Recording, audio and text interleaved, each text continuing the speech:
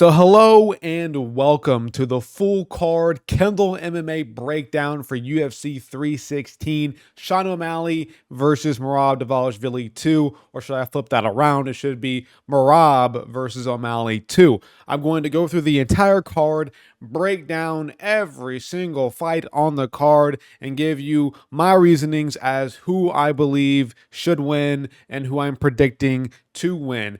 Not going to be any editing for this video. If I stutter, if I mess up, it is what it is. It's going in the video. It's going straight in because I don't have much time. It's already 9:41. The card starts tomorrow. I'm cooked. So I wanted to get a little bit more content out. So we're going to get some content out. I didn't do a whole lot of research already for these lower end cards. I'm not going to lie to you. So some of these might just be gut feeling. I'm not going to hold myself to, going through, a bunch of fight cards. But you know what?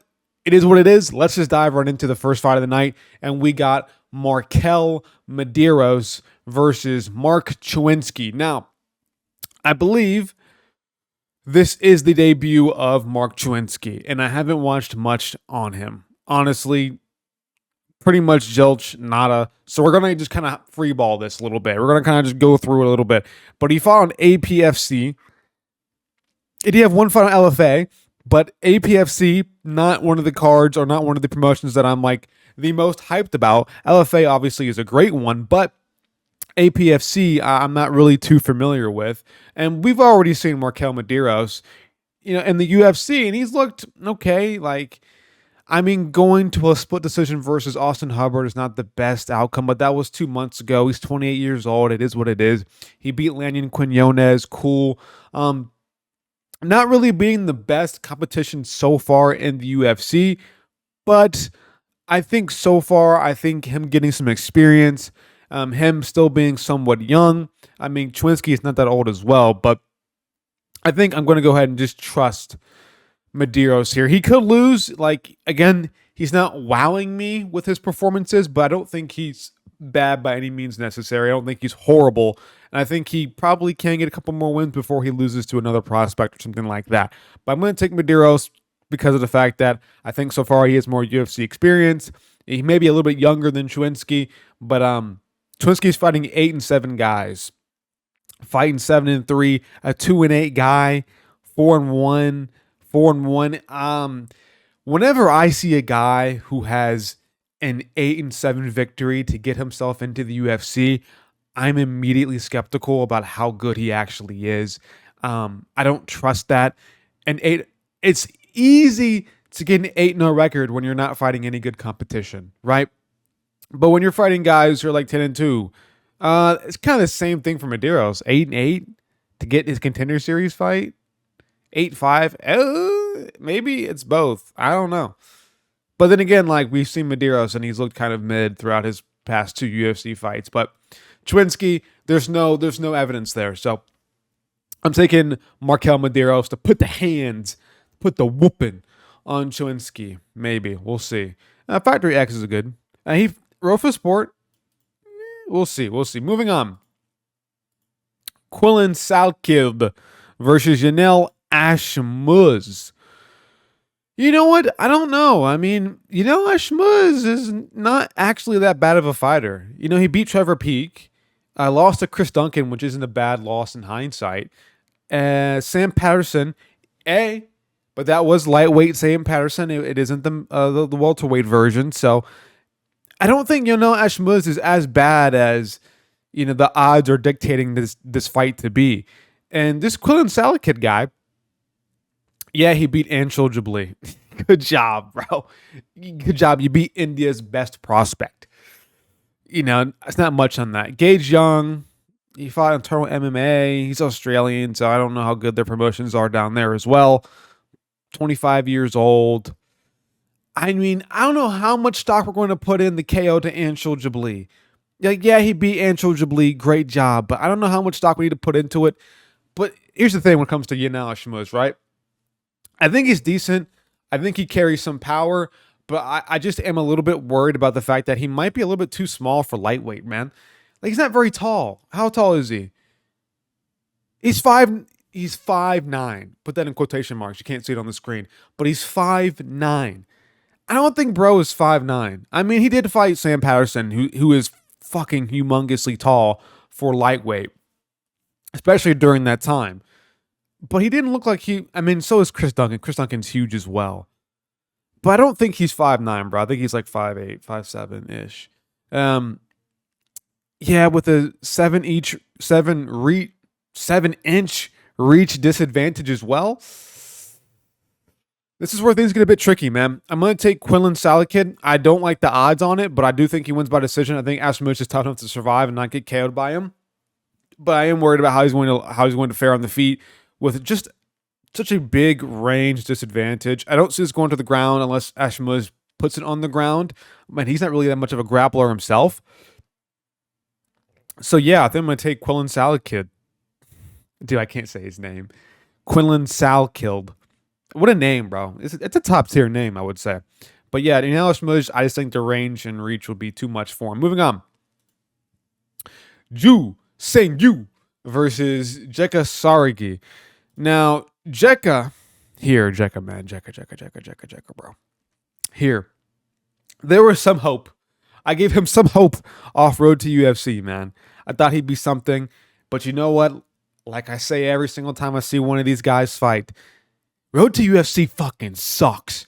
It's dog shit bullshit. It should not be a fucking thing. I know it should be a thing, right? But I don't trust any prospect who does come from road to UFC, man. I don't believe in it. I think most of them end up being dog shit. Besides, I mean, even Rinya Nakamura was dog shit at one point, right? He lost one fight. I'm calling him dog shit. But like, are we ever going to see a true, like, top tier ranked prospect from road to UFC? Maybe in the next coming times we might see one, but as of right now, man, I can't trust it. But Jekka, he was KOing everybody on road to UFC, and then he fights Anshul Jabali. and loses. Beats Lucas Alexander, good job. Then loses to Weston Wilson. You know. But this Ju Seng-yu guy, you know, he's got a little bit something on him. He's fighting some experienced guys. You know what I'm saying? You know, Masuto Kawana, 10-4. It's his UFC debut, by the way. 18-7. Ronaldo Exen, 5-2. I'm not fuck these names. I'm sorry. Shimizu, 35-25. That guy has a lot of fighting experience, dude. What? He's alright. He didn't come from road to UFC. That's my prediction for this fight. Whoever didn't come from road to UFC probably wins. So we're gonna take Ju Seng-yu by KO round 2. I don't know. Honestly, if Anshul Jabali can KO TKO you, I'm gonna take this Ju Seng-yu guy. He might have some experience in some other sport, by the way. I just don't know. I think he does. I don't think he's a pure UFC guy. I mean, a pure MMA guy. I think he has some other experience in other things. I think that's what I've heard. I don't know. Maybe I'm wrong. Don't quote me on that. Moving on. Ariane Lipski versus Kong Wang. Kong Wang should win. You know what? She came in. No, that wasn't the right girl.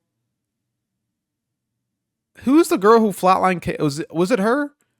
I think it was Kong Wang. I'm pretty sure, I'm positive Kong Wang did flatline KO Victoria Leonardo. And everybody was like, holy shit. But yeah, she should win this versus Lipski. Lipski, she has some little float style sometimes on the outside. She can put on a little bit of a pace. She can land, right? It's a thing about Lipski, right? Is she does everything kind of by the book and well, but it comes to a certain point where you do things so well that you just kind of don't do enough to actually win a fight. You know what I'm saying? It's kind of like a Leon Edwards where it's like, I'm going to do this to set up my leg kick. I'm going to do this. I'm going to throw this jab right hand and throw a head kick over it so I can land the head kick. I'm going to take my time and really pace myself and try to outland. Like, there comes a certain point where it has to be like, you know what? The strategy, maybe it is working, but I'm not winning.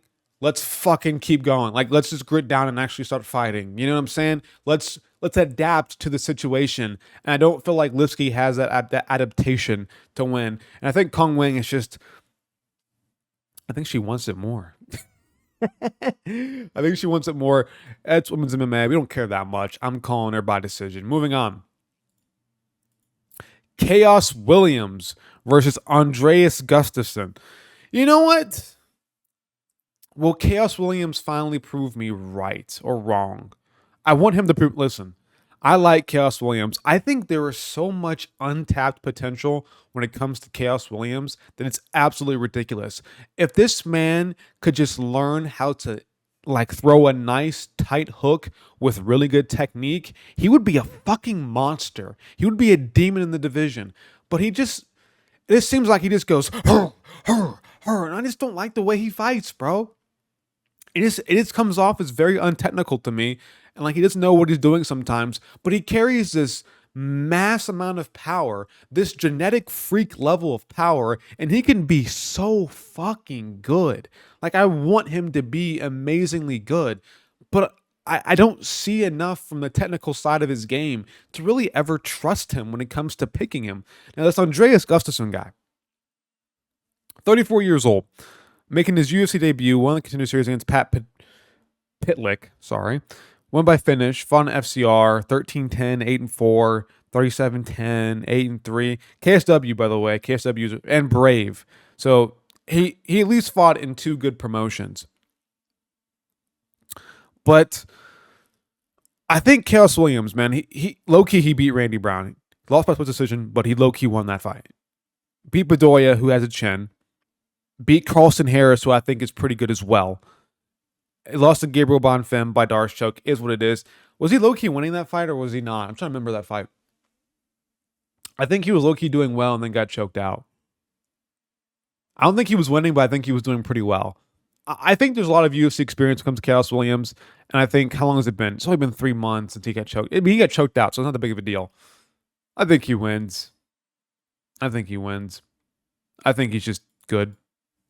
Like, Chaos Williams is good, but he carries this god level power. He just can't throw a punch sometimes, and it makes me angry. He'll be in the pocket, dude, exchanging. And I'm like, dude, if you just tighten the hook up just a little bit, bro, you KO this guy out cold, like flatline. But he just kind of bum rushes forward, and he gets on my nerves, man. I'm taking Chaos Williams. I think he wins. Moving on.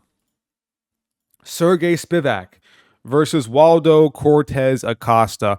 I think I'm not even looking at the predictions or like the topology shit or whatever. I think this one's a no-brainer. I think it's Cortez Acosta by decision.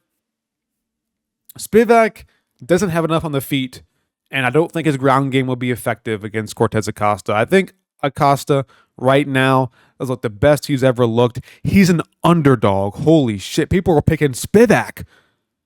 I said it was a no-brainer. Like, when I first look at this fight, man, I look at Cortez Acosta, who looks really good on the feet, and the only thing that really holds him back is people who can spam low kicks. I don't know about you, but I don't see Spivak spamming low kicks against Cortez Acosta. You know what I mean? And the ground game, right? Spivak doesn't have the best entries. Like, his main way of getting a takedown is by a body lock, outside inside trip. That's his main go-to. I don't see him having, dude, Cortez Acosta's a grinder. I don't see him fucking letting him just get him in a body lock and getting taken down. I don't see that happening, bro. I like Spivak, but I think on the feet, it's iffy with him. And if he can't get somebody down, he seems to go down very easily. And I can see Acosta putting that jab on him, staying at range, stuffing his takedowns especially, and being able to win. Like, yeah, lots of gelatin on Maeda, whatever. He's a genetic freak. Marcin Tybura won by armbar, but low-key, that came out of nowhere for the most part. He did pretty well, but, I don't trust him to get that armbar on Tybura, more times than not. I just look at the skill level, man, and I think Acosta just has a higher level of skill than Spivak right now. Yeah, I don't think he submits him. And we've seen Acosta show at least a decent level of ground game against Rebeldes de Spain. I know it's Rebeldes de Spain, but you know what I mean. Andrei Arlovsky, I don't think he showed any grappling there.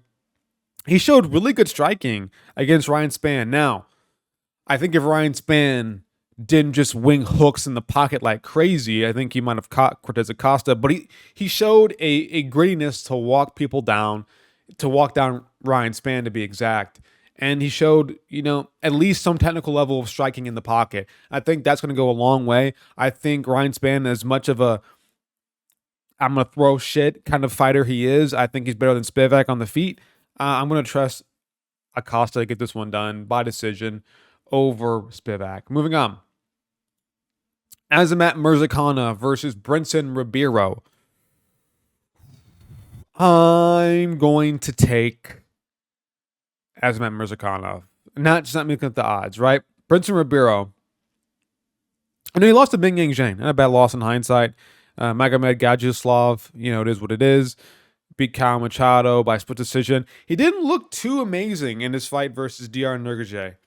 He seemed like he won the fight. Obviously, he won by finish, but he didn't seem like he was like when you watch a fighter, you're like, dude, this guy's a prospect. You know what I'm saying? Oh, this guy, he's improved his game by a lot.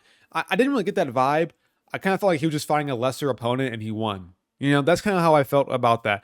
Now, Azamat Murzakanov, I think he's due for a loss sometime in the near future, but I don't think it's against Brinson Ribeiro. I think this is kind of a layup for him. Honestly, he's already ranked at light heavyweight, so he should be getting at least somebody who's in the rankings or, somebody just outside. I don't think Brinson Ribeiro is even... Was this a last-minute replacement? I just don't know. It might be. He is 36, and he's taking some time off. 10 months, and then before that, he took like a year off. But like didn't he get hurt? Didn't Tafon Nchukwi hurt him or something? No. I think it was the Nchukwi. That's like the big red flag for me. That's why I think he's due for a loss. I think it was his UFC debut against Tafon Nchukwi, and that was his UFC debut. But I'm pretty sure he got hurt or he was gassing out really badly in that third round, then found the flying knee. But Murzakanov is good, just very much undersized. Low-key, Ribeiro pick wouldn't be too bad, but I can see him grappling a little bit, at least Murzakanov, to try to mitigate that. I don't think Ribeiro will be the kind of guy to use his reach to win a fight. I don't think he's going to be that kind of fighter. I think he's going to just probably do some dumb stuff and lose. I'm taking Murzakanov in a weird decision. I think he might be closer than people think, but I do think he should win this quite clearly. So I'm taking Azamat Murzakanov. Moving on to my fight. My fight of the damn week. Now, I'm not going to look at any of the predictions or any of the odds or anything. I want this to be a pure, raw, unfiltered take. Bruno Silva versus Joshua Van. You know what? I think this is the first time. Now, I'll look at the stats afterwards to see and correct myself. But I think this is the first time we're going to see Joshua Van fight somebody who's around his size at flyweight. He's been perennially undersized. Sorry, I'm drinking some water. But he's been perennially undersized against all of his opponents, and he still looked pretty good. Bruno Silva, he had a little bit of a run where he was KOing people. He was doing pretty well doing that stuff. And he looked very technical while he did it. And I appreciate that. But that's every damn flyweight, right? That was every damn flyweight. Every damn flyweight looks pretty technical besides maybe a couple. Like what, Victor Altamirano? Is he a flyweight? Is he still in the UFC? I forget. I don't know. But for the most part, every fight looks like that. And Joshua Van, I think he still has potential. He lost to Charles Johnson, who was twice his size at flyweight, which is ridiculous. And he still looked pretty decent before he got finished, right? Joshua Van has great body shots. I think this is going to be a scrap of a fight. I think it's going to be a close one. I think it's going to be a split decision. But I'm going to take Joshua Van by decision. Split decision, 29-28. We might see a round where Bruno Silva gets a little bit rocked, maybe. And that's clearly for Joshua Van. But we might see some rounds where Bruno Silva maybe rocks Joshua Van back. Joshua Van is open to being hit, but he just has such a fun fight style, man. He's young. He's hungry. Let's look at the odds now and the stats, because let's just go ahead and do it. He's a minus 670 favorite. Huge favorite. He's 23, by the way, which is insane. And I guess I am kind of right. It is somebody around his size. 5'5", 65 inches of reach. 5'4", 66 inches of reach. I think, yeah, dude. I think if Bruno Silva's, reach and height is what it says, I see Joshua Van probably tuning him up now because, dude, if Joshua Van fought people his size, I think he'd be a monster. And I think he's going to monster up Bruno Silva. So Joshua Van, one of my favorite prospects. Yeah, moving on to Vicente Luque versus Kevin Holland. Now, I don't know how to feel about Luque, man. I'll be real with you here. We saw him versus Thimble Garimbo, and he won after having a very disappointing performance versus Joaquin Buckley. It was like, oh, I think Luque is gone, and I think I said in that prediction video or prediction live stream, I can't trust Luque until I see him do it again, and then he went out and did it again. So it's kind of tough, but Kevin Holland has this sort of, I don't want to try too hard kind of mindset that makes me fucking pissed. Like, this is a true gamble of a fight. Are we going to continue to see, good Luque, or are we going to see Kevin Holland just actually care about fighting for once, right? Because if Kevin Holland actually gives a shit about fighting and gives a shit about winning, he will win. But as soon as he faces any adversity, it's like, I just want to fight for money. I don't care about championships. That bullshit. So I think without looking at the odds or what topology picked, I'm going to go ahead and take Kevin Holland. You can see the odds, actually. I can see the odds, but you can't. But I'm going to take Kevin Holland by decision. I think his range would be too much. I still don't think we're going to see amazing Luque. Again, like, Jeff Neal messed him up so badly to where he had, like, brain bleeding, dude. Like, that's all. I know I said this every fucking time Luque fights, but that to me still is insane. And I don't think we're ever going to see the same Luque like when he fought, what's his face? Who's the tall wrestling? Only wrestles, has horrible striking. He's older now. Shit, my camera just died. I forget his name, bro. I totally forget his name. He beat him. Even against RDA, like, he grappled with RDA. Like, he didn't want to strike too much. I forget his name, bro. But I'm taking Kevin Holland. I think the range, and I think he will actually try. I think Luque's going to have a hard time getting on the inside. He won't grapple with him too much. He might try. Luque might try to grapple, but I'm not 100% sure he will go for it. It's going to be a banger fight on the feet for the most part. And I see Kevin Holland doing pretty well with his front kicks to the body. That's his main weapon. Even against JDM, he did look very good by using that front kick to the body.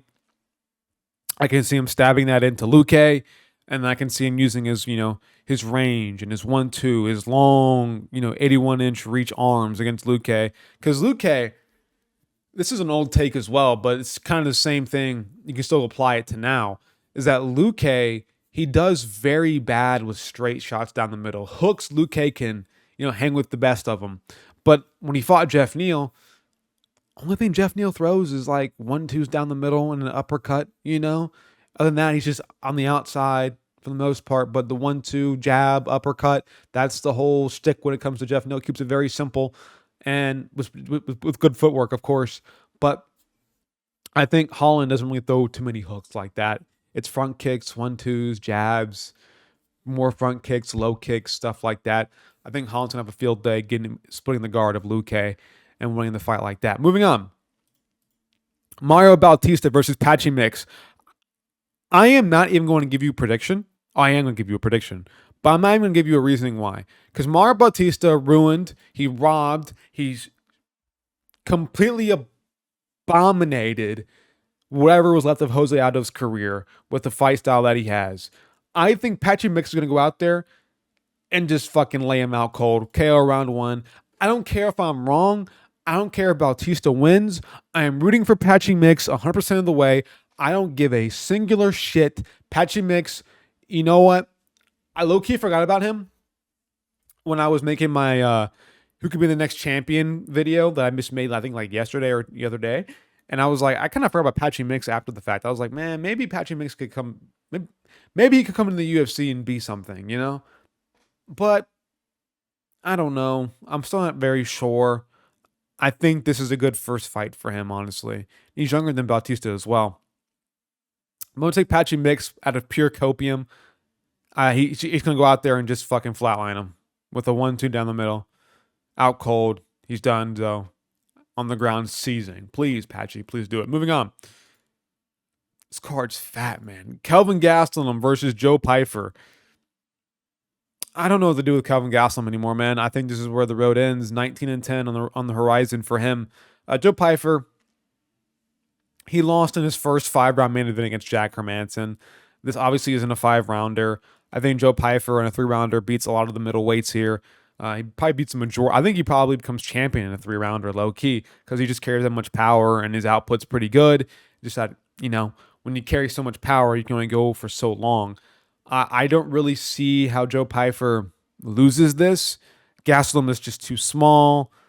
His striking is he can be dropped quite consistently as well. Kelvin Gastelum, like the days of when he fought Adesanya are kind of over. Gastelum can kind of grit it out and grind out a fight, but against Joe Pyfer, him trying to be dirty boxing, like that kind of stuff, I don't see it really being too successful. I think I see him getting clipped by Joe Pyfer. Piper's a good hook, good lead hook as well, good overhand. It's just the power, man. It's just the power. And Gastelum is just like, yeah, he can scrap with anybody, but he doesn't usually win. You know what I'm saying? Like when he has to scrap, he loses. Even against Adesanya all the way back then. Even against Whitaker when he had to scrap, he lost. When he fought Cannonier, he got dropped and had to scrap. Chris Curtis, he's fighting Chris Curtis, a guy who's his size at middleweight. A guy who is... Actually, was it welterweight? No, I'm pretty sure Chris Curtis is a fucking middleweight, and he's also welterweight sized. But Sean Brady gets completely embarrassed, but that's more of a grappling. I don't see Pyfer really grappling too much. Beats D-Rod. D-Rod's old now and washed. I love D-Rod, man, but it is what it is. But whenever Gastelum has to go into a fight and scrap with an actually prospect or good fighter, he doesn't win. I don't trust it. I'm taking Pyfer. Again, Gastelum's chin, I think, will be always unmatched. His recovery time is ridiculously fast. I'm trusting Pyfer to at least knock down Gastelum in round 1 and 2, and at the very least win a 29-20 decision. I don't think I'll commit to him getting a finish, but I wouldn't be surprised if he got a finish. But I'm taking Pyfer by decision. Moving on. Pena versus Kayla Harrison. Do I need to really explain myself when it comes to this? Kayla Harrison's a fucking man.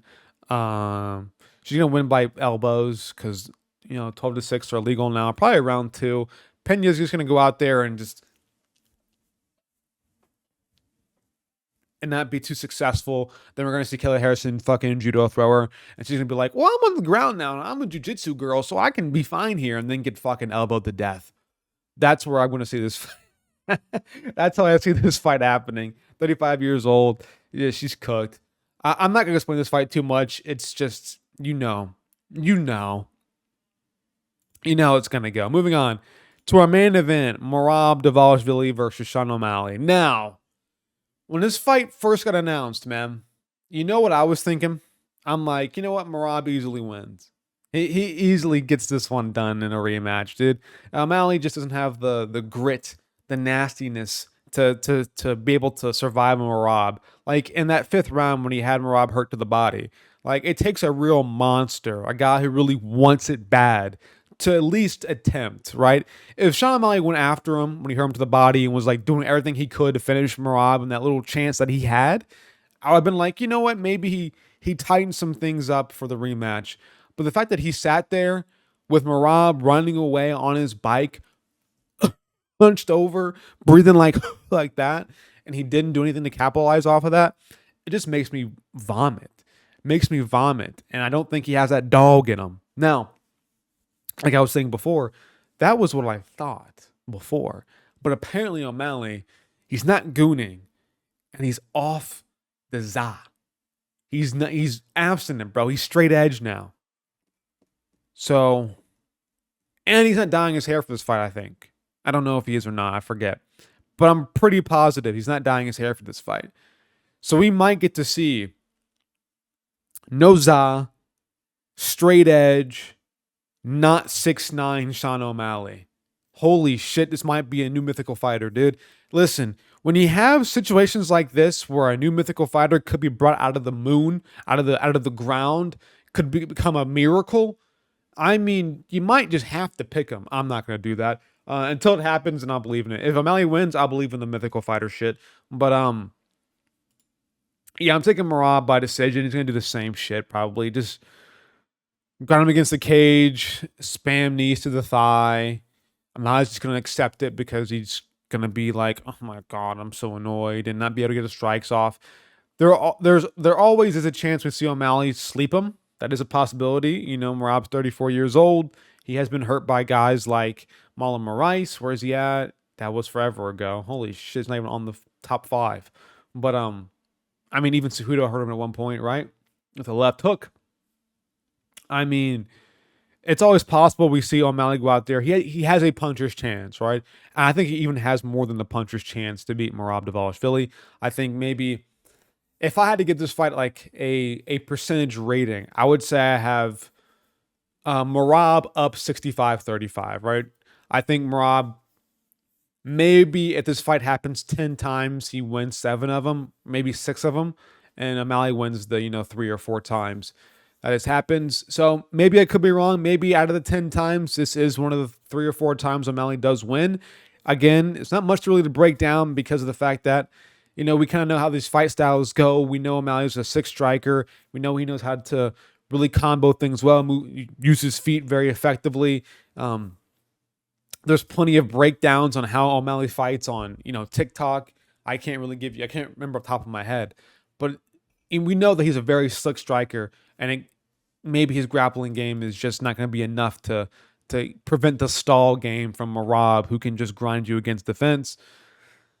It's going to take a miracle from O'Malley, I think, man. It's going to take a miracle. I think Merab wins this, and we see him fight someone else in the future, I guess. And Merab's been kind of funny recently, too, man. Like, he's trying to promote himself a lot, so I do appreciate that. But I'm taking O'Malley. Not really a huge prediction because we did see Merab fight last time, and he seemed like he was doing pretty good. I think he won by just straight up ego, dude. I think Merab low-key beat Umar because it was a pretty close fight. I had it 48-47 Merab. But I think he won specifically like 2 rounds just by laughing and showing the better body language than over Umar. Right? If Merab wasn't taking down Umar and throwing him down on the ground, pointing at him, I think he could have lost that fight low-key. But since then, we've seen Merab fight once against a complete different fight style than O'Malley, and we haven't seen O'Malley since he lost to Merab. So it's kind of like, go back and watch my old prediction. And now it's kind of changed since we saw the first one because O'Malley, unless he develops this new sense of grit and anger and dog in him, I don't see him beating Merab. He needs to have a dog for this. He needs to be like, you know what? I'm against the cage. I'm against the fence. But as soon as we separate, I'm on him like butter on toast. I'm on him like butter on toast. And I'm going to just fucking I'm going to score points by striking. There will be no, the stalling won't be scored because I'm going to land so many more punches than you. I'm going to do so much more damage than what you did by stalling me against the cage, that what you did does not matter. That, I don't think, is Sean O'Malley. I don't think it's his mindset, man. And if he can't have that mindset going into this fight, I don't think he wins. He needs to have that grit down. You know what? Fuck it. I'm getting control against the cage, but you know what? At least when we separate, I'm going to do some fucking damage. I'm going to hurt this guy. And if he can't do that, then he loses. He does. That's the only way he wins this fight. If he can't do that, then he loses, man. But that's my predictions, guys. Join the group. Join that goddamn group. I'm not going to, whatever. Y'all see my picks. Y'all seen all my picks, man. You can go back and rewatch it if you want. But I'm out of here, boys. Like, subscribe, bell icon notifications. Boss, see you later. Peace out.